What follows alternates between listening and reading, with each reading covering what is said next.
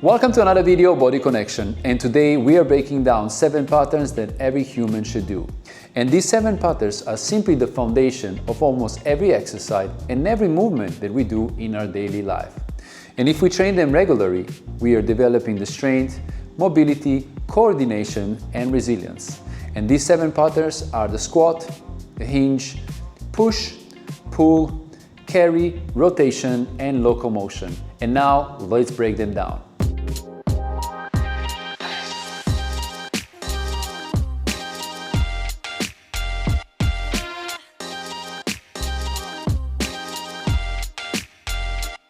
Okay, the second movement pattern is the hinge, and this is the whole posterior power. Now, when it comes to hinge, it simply teaches your body how to bend safely and to generate power from your hips. It strengthens your glutes, your hamstring, your lower back, and also work, like we said before, on the full posterior chain. Now, there is few different ways that you can understand how the hinge work, but simply to make an example, same like in the squat, if I want to go down and pick up something, can be also pretty high or pretty low, what my body will normally do, it will simply bend the back, right? But if I hinge, now my back stays straight. If I need to go down and I simply bend, this is the whole work on my lower back. But if I hinge and go down, now I can take it without any pressure on my lower back.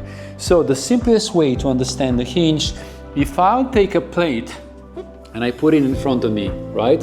This is what a hinge is. From here, I simply wanna send the hips all the way back, my back stay fully long, and I press all the way back. There is no bending from the back. The spine stay long.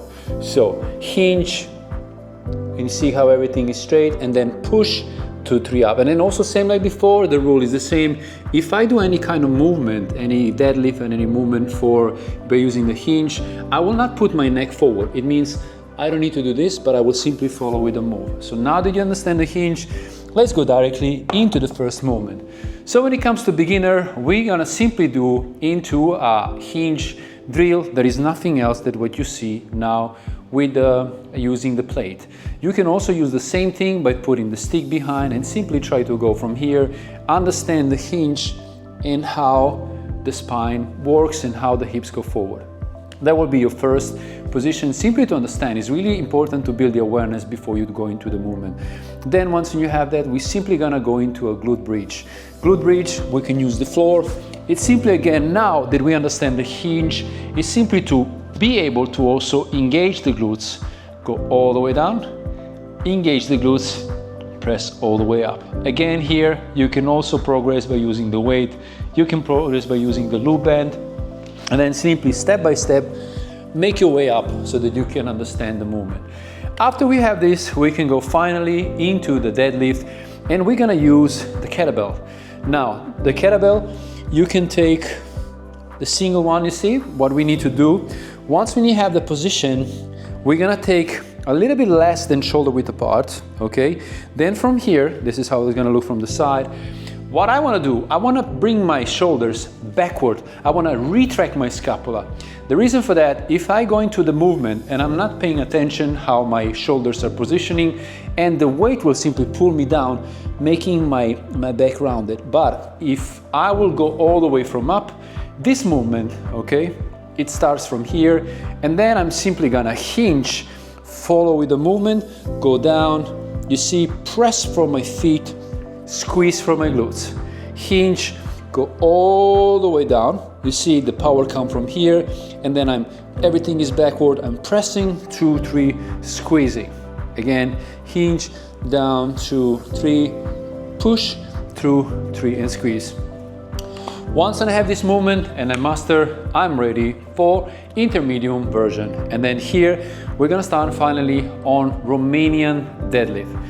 Now the difference between deadlift, Romanian deadlift, or even the stiff leg deadlift, there are 3 of them, there is a little bit of difference. So if I will talk about the deadlift technically there is more knee bending, okay? There is more quads engaged, has the muscles, and then also you start directly from the floor. So if I will use the bench, for example, the barbell, I will be from here. So it means I'm not starting from the up position, okay? I'm starting from here. Now the legs are a little bit more wider.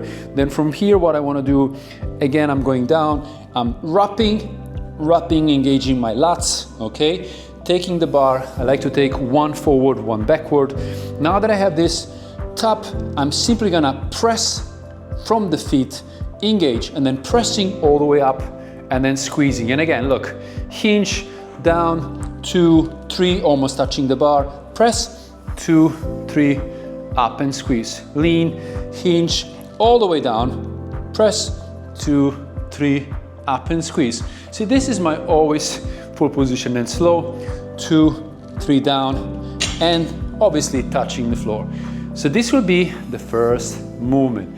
Now, obviously, when we do Romanian deadlift, in the beginning, maybe we're not able to go directly with barbell, but we can use the dumbbells. So it means with the dumbbells will be the same.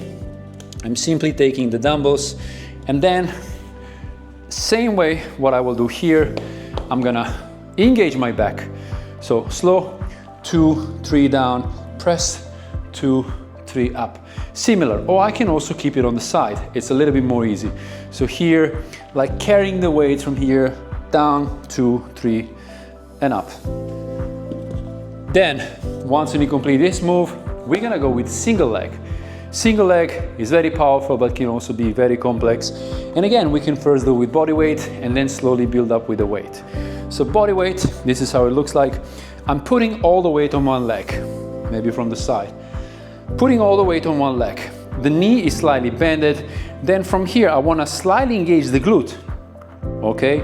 The glute on the opposite side is engaged. Now from here, what I want to do, I'm simply want to hinge, 2, 3, down, and now pressing, 2, 3, and up. Slightly engage, down, 2, 3. You see now, all the power goes here. I'm pressing from the feet and squeezing from the glutes. This is how it will look if you add some weight. Again, I'm here, slightly engaging, poop, slightly bent, hinge, 2, 3. You see how now deep I can go. And now press, 2, 3, up. Slow, 2, 3. Stretch, feel the stretch, press, 2, 3, and squeeze. Single leg is very powerful, very important. Remember that you have to learn how the stability work. You simply move in a linear way, because the moment you move away from the left to right, it's gonna be much more difficult for you to hold the position. Also here important, the hips are always aligned with the shoulders, so every time your body move, you're fully straight. You don't go down and you arch too much. Once you master this move, we're ready to go into more advanced movement. More advanced movement, actually now will be the time for you to use the barbell. Before, maybe you can do it with a simple bar, but now that you know the movements, you can go to a little bit more heavier weight. After this, we say the difference between the regular one is simply, in the regular one, there is gonna be the barbell, there is more knee bending, okay? Then we have more quads engaged because we're going down. We're going down and we're using the quads for pressing up, and then we start normally from the floor.